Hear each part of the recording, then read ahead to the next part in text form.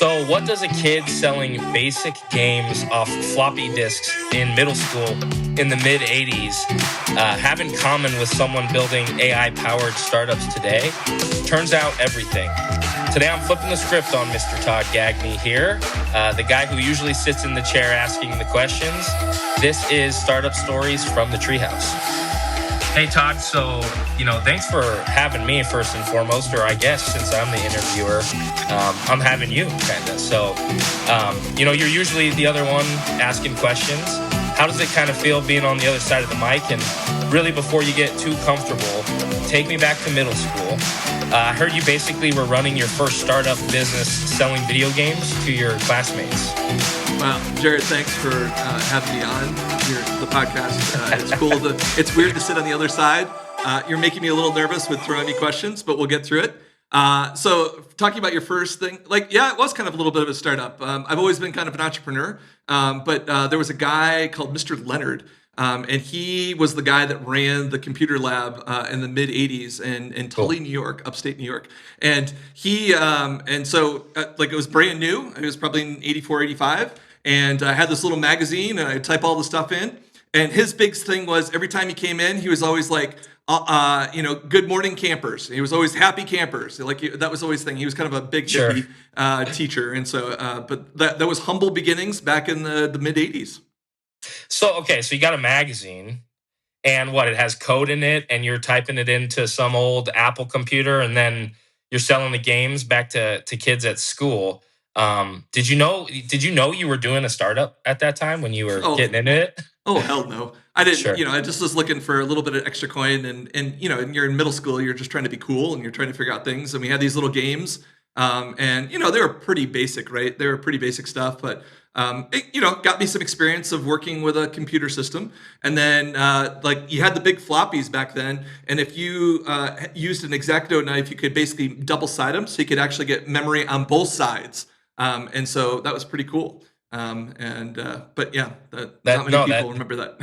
That is neat. Yeah. And I don't want to even tell you my floppy disk knowledge there. But okay, so that was middle school. So fast forward, you get into college. You're now working with the father of Fortran. That's a massive jump, obviously.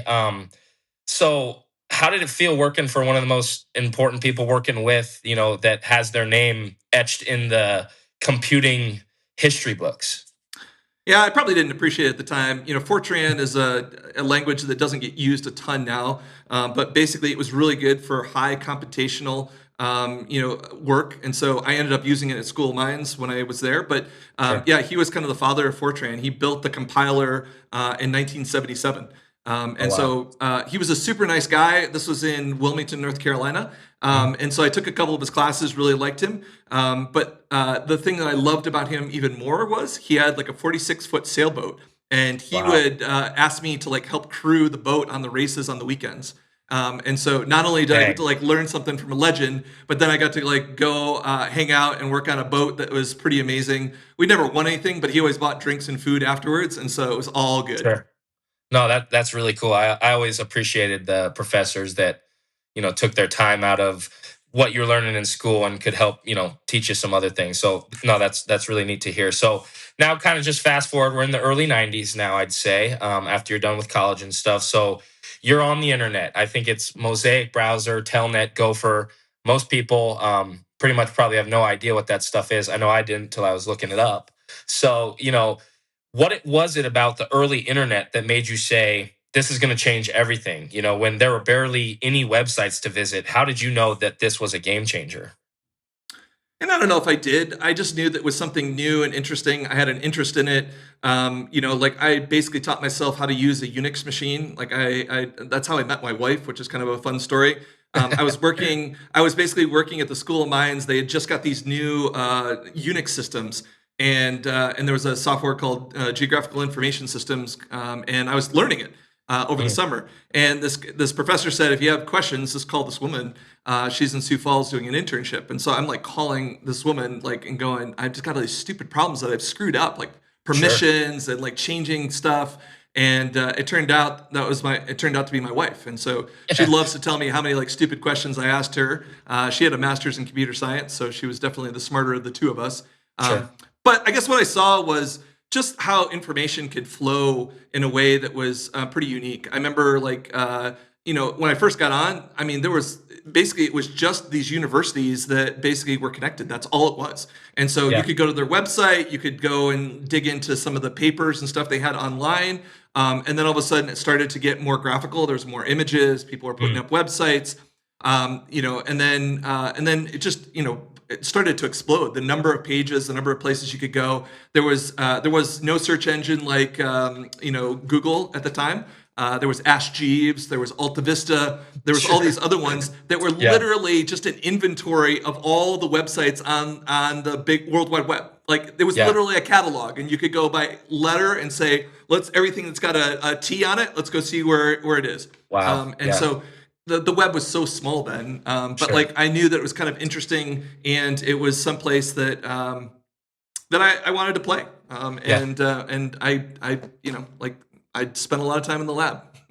Yeah, no, I definitely remember Ask Jeeves, and it does make sense that your creative side would kind of see some stuff there, and like you said, you'd want to play in it. So that was kind of the question I had, was it something you saw immediately or more of a slow burn? And it sounds like it was more of a slow burn, but you could Yeah. see the where it was going, and some of the creative elements are maybe kind of what kept you there, and just all the different advances you were seeing quickly within just the websites and stuff then. So no, that's super neat to hear. And so then you were able to start some startups in South Dakota a little bit after gaining some of those skills. I believe one of the sectors you were in was edutainment on CD-ROMs. You were then doing some web advertising, and then I think it was a banking risk tool that you had talked about. Three totally different industries all across the board. What were you learning across those three different businesses? And is there anything you could have learned, in like a different way, you think, after looking back at it all? Yeah, I mean, I think, entrepreneurship, as you all know, is a hard gig, and you don't come with a bunch of skills. And so, the very first one I did was this idea of building something that's entertaining to kids in earth science, Yeah. and would supplement their kind of education that they're having at school. And so it was a good idea, and we had a good team. We raised a little bit of money, but I didn't understand distribution at all. Mm. And so that was, hard. I mean, we built a decent product. We had a good curriculum. We were using National Science Foundation curriculum, and they were super supportive of helping us out. But then Very you got cool. a product, and it's like in a box with a CD-ROM on it, and you're like, okay, I'm like calling Walmart, and I'm calling software, etc. We did a deal with Gateway back in the day. We got the state of South Dakota to buy a couple copies. But like, I went from having all these ideas of what we're going to go do and how we're going to grow it, to not having any money in the bank, and so I stopped paying myself. Then I got out of my apartment and I started sleeping on a couch in our Mm. office, and in basically taking a shower at the Y. And then when I still couldn't make payroll, I sold my car and started biking around. Yeah. And at the end of the day, I still had to close shop. Right. And so that's a pretty hard lesson. And then it got easier. I think the second one we did was about the right timing. And that one was kind of unique. I think we got the right idea. We basically were saying, lots of people spend money on advertising. And how do you make your advertising translate to the web? That's all we were really doing. So they do all this like traditional Yeah. print and television. And what we wanted to do was take them and help them have a web presence that was consistent. And that took off very quickly. And Sure. so, and then we basically had an exit with that one. And then the last one was just a random call. I was doing some promotion for the second business I was in, and the guy just called me, cold out of the blue, and said, "Todd, I've got this. I'm a rancher. I own Mm. 55,000 acres. I run like 5,000 head of cattle. I have this like mathematical formula that I'm tired of doing on a hand calculator. Can you help?"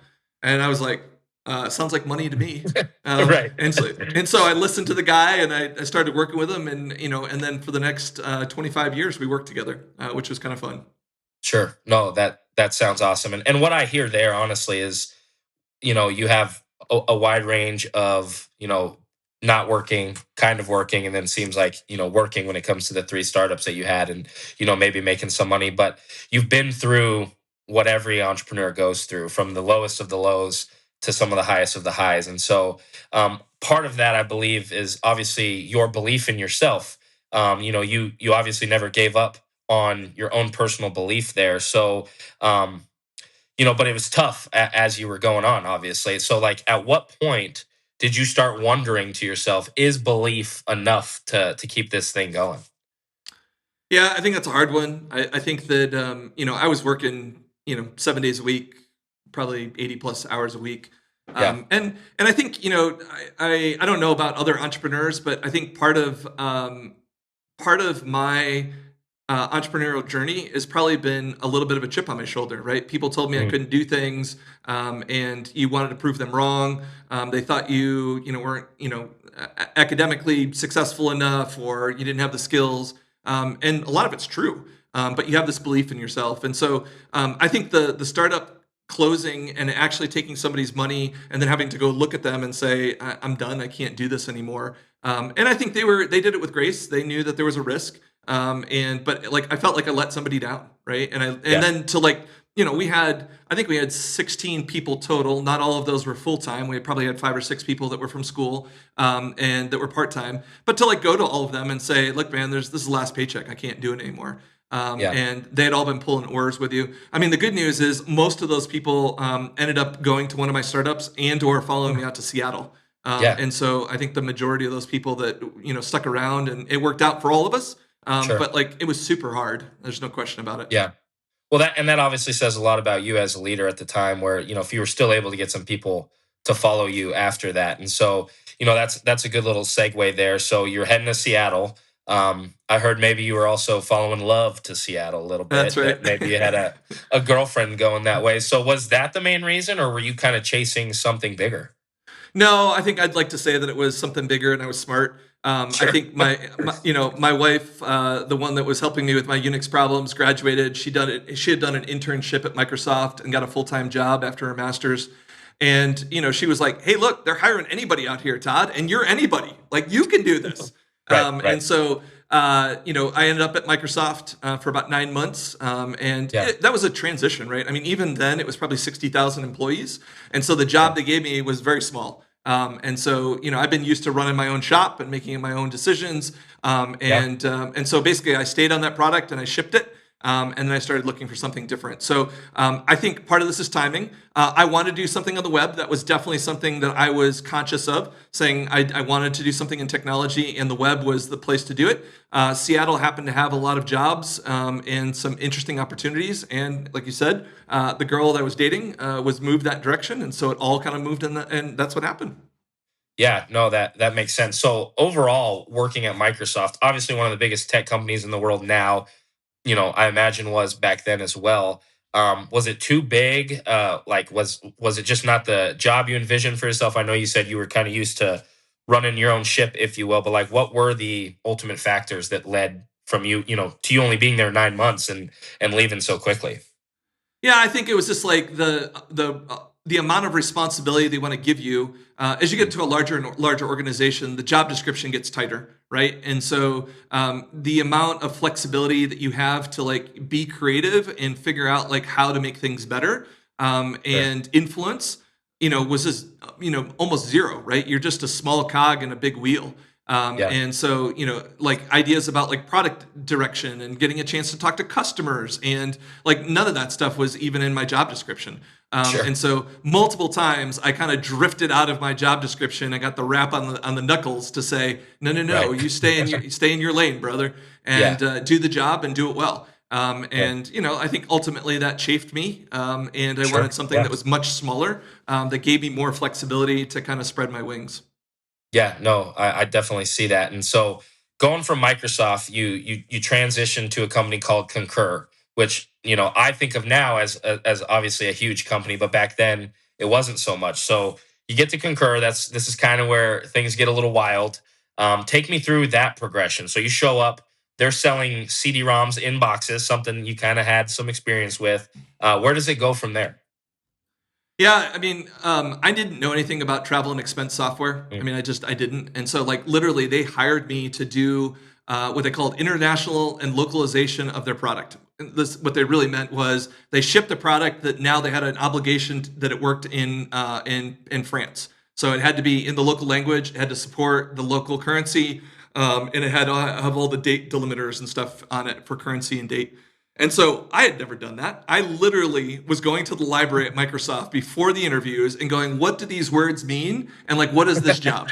And so I basically kind of BS'd my way in. And we were small. I mean, we were maybe 40, 50 employees at the time. And if I had been able to read a balance sheet, I probably wouldn't have gone. I think my first year there, we made $7 million in revenue and we lost $37 million. That's not a great that's not great, Bob. Right. but I like the founders. They hired me. Like one of the comments of one of the guys that interviewed me was like, it seems like Todd just can run through walls. And if we can show him where the windows and the doors are, this will work out pretty good. Right. And so, I was hard charging. And it was a little bit of a sweatshop early days. And it wasn't all easy. I think we went public soon after I got there. And then we did like 3 acquisitions and all of them turned out to be bad. And so the idea was, let's take expense and let's bolt on all these other things and let's sell it as a package bundle. And what that did was it changed who the buyer was. And it changed how long the sales cycle was. So our sales cycle went from 6 to 9 months to like 18 to 24 months. And so guess what? You start missing your numbers. And this is right around the .com dropout in 2000.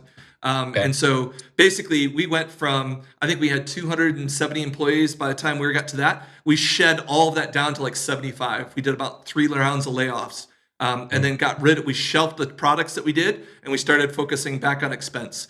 And then we started doing better. We started executing on what we were doing. And I was in engineering. The first part of my career was working with engineers and working with the development team. It was a great place to start.